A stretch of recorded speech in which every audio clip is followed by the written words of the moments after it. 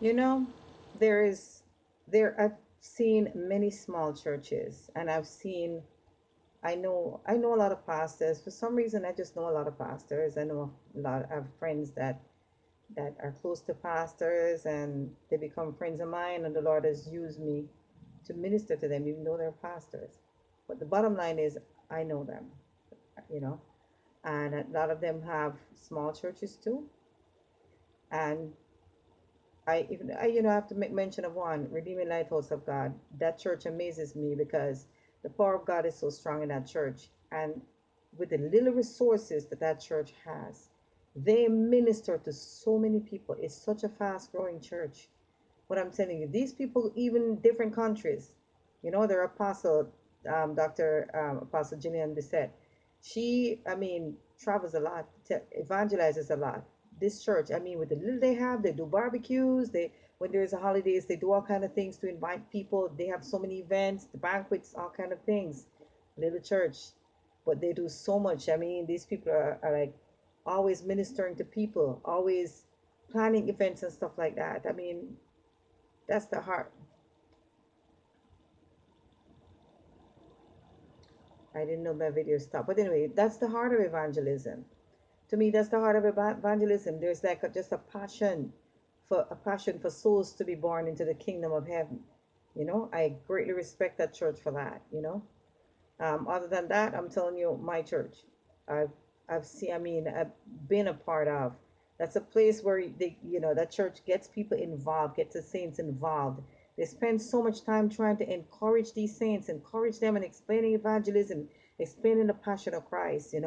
Helping people to deal with their heart, because until the heart is dealt with, that's one thing I remember the Lord taught me. Unless a person's heart is impacted, there's no change, no transformation. You could read the word all your life. If your heart is not impacted, if you're reading that word and the word does not impact your heart, you'll be just reading a history book. Okay? But anyways, as I say, do whatever you can do. Do whatever you can do. You're a small church, invite people, have events, however simple. Consult with other people and brainstorm together with the church to see ways that you can do things to bring people in. Go out into the neighborhood. Take a day, maybe a Saturday or so. Ask the saints to come together. Plan a day where you go out and with flyers and minister to people. Can I do anything? Can I wash your dishes today? Can I do that? These things cause people to look at, huh? For real? No, this is a church that's not plain church. This is a church that's doing what a church does. My church gets involved in a lot of community things, and that's one of the reasons the church goes so fast. But people want to feel the church in you. They don't just want to see you, you tell them you go to church, invite them to come to church to fill the building. No, they want to feel the church in you. There's something inside of them is waiting for the church in you to minister to them. They're waiting for the Jesus in you to minister to them. Okay? How can you minister something that you don't carry? My God. Carry Jesus. Carry Jesus. Clean it up. Surrender. Submit. Commit. And yield your spirit to the Lord so that He can use you, so that you can be a vessel that God can just use, can just minister through to these people and impact these people's hearts. Okay? But reach who you can reach. Your time is short.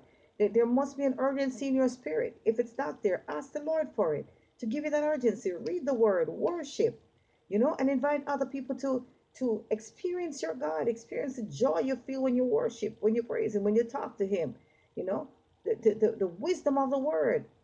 Invite them to come to experience it. Tell them how your life changed. Oh my God, give your testimony. Oh my God, I tell you, God did this to me. God did that for me. As mature a Christian as I am, whenever people come to me like that, I'm like, and I'm just all ears and eyes and listening. I'm just so anxious to hear what God did for them, because I remember what He did for me and I want to hear their story. Okay, but be encouraged.